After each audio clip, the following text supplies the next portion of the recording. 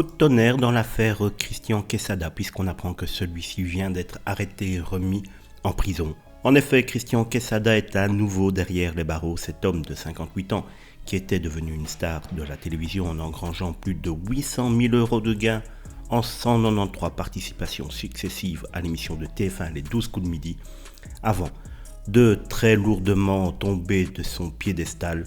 En 2019, il avait été incarcéré pour corruption de mineurs, détention et diffusion d'images pédopornographiques, que l'enquête portant sur son comportement envers 4 jeunes filles mineures et sur les images découvertes dans les ordinateurs de sa maison d'Hauteville dans l'Ain.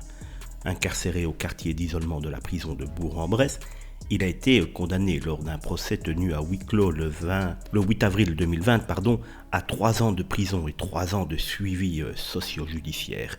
Et c'est apparemment ce suivi qui pose problème aujourd'hui.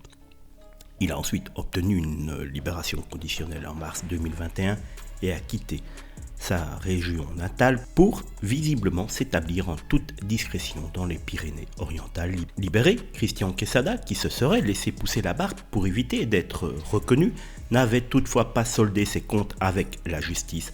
Sa libération, comme je viens de vous le dire, avait été assortie d'un certain nombre d'obligations, et notamment par le biais de son suivi socio-judiciaire, un dispositif imposé aux délinquants et criminels sexuels, prévoyant souvent une obligation de soins ou interdisant de fréquenter les mineurs. Il était pour cela suivi par le juge d'application des peines de Perpignan, qui a pris ces derniers jours une décision radicale face au non-respect de ses obligations par Christian Quesada.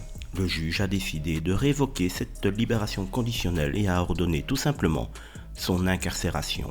Christian Quesada a été interpellé lundi et immédiatement conduit à la prison de Perpignan, où il est désormais incarcéré. On ignore toutefois si de nouvelles infractions ont pu être mises à jour à l'occasion de l'intervention des enquêteurs et si de nouvelles procédures vont éventuellement être déclenchées à la suite de cette incarcération surprise, car il est tout de même bizarre qu'on le remette en prison du jour au lendemain, si ce n'est que, je vais dire, pour ne pas avoir respecté son obligation socio-judiciaire.